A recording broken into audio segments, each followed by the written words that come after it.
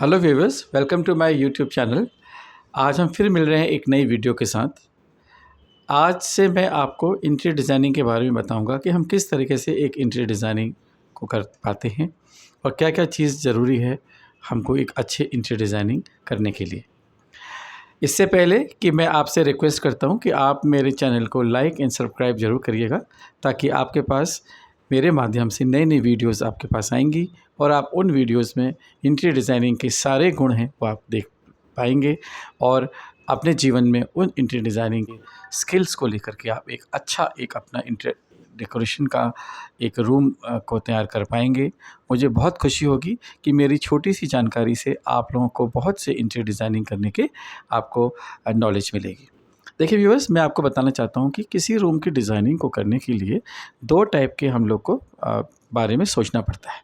एक हमको दो टाइप की डिज़ाइनिंग दिमाग में सोचनी होती है इंटीरियर करने के लिए। एक तो जब हमारा मकान बन रहा होता है, हमको एक नई साइट तैयार करा हुआ रूम मिलता है, या हमारा घर बन रहा होता है, या आप अपने बनते हुए घर को जब आप डिज़ाइन करते हो तो आप उसका एक लेआउट प्लान तैयार करते हो, लंबाई गुणा चौड़ाई, डोर विंडोज़ कहाँ पर हैं। और दूसरा एक बना हुआ कंस्ट्रक्टेड हाउस होता है, उसके अंदर आप डिज़ाइनिंग करने में दोनों में बहुत डिफरेंस है। एक नया जब आपका घर बन रहा होता है, आप जब उसमें डिज़ाइनिंग करना चाहते हैं तो आपकी डिज़ाइनिंग कंस्ट्रक्शन के साथ शुरू होती है।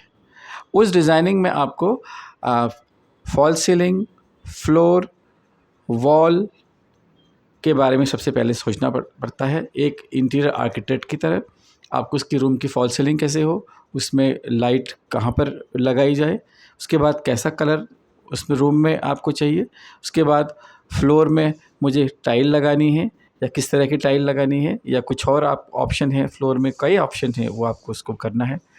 वॉल के लिए भी कई ऑप्शन है कि आपने वॉल ट्रीटमेंट में आपने पैनलिंग करनी है, वॉलपेपर लगाने हैं, या बड़े बड़े सीनिक्स लगाने हैं, जिससे कि आपको एक बिल्कुल नेचुरल लुक मिलता है किसी भी बाहर के बैकग्राउंड का।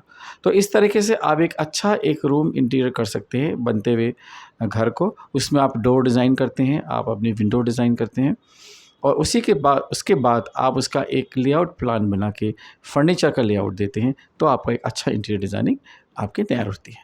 उसी तरीके से उसमें फिर आप इनरिचमेंट की बात करें तो आप इसमें फ़ोटो फ्रेम्स, कहाँ कोई पेंटिंग लगानी है, इंडोर प्लांट्स लगाने हैं, कोई स्टैचू, या कोई आपको आपको पार्टीशन और कुछ आपको टेबल सेटिंग करनी है, तो वो आप कर पाते हैं।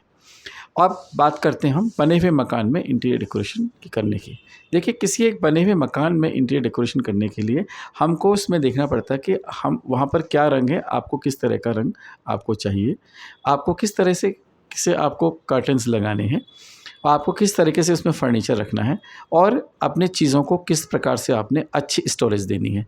इन सभी पॉइंट्स को ध्यान में रख करके आप एक अपने रूम का एक अच्छा इंटीरियर डिज़ाइनिंग का एक लेआउट तैयार कर सकते हैं। धन्यवाद।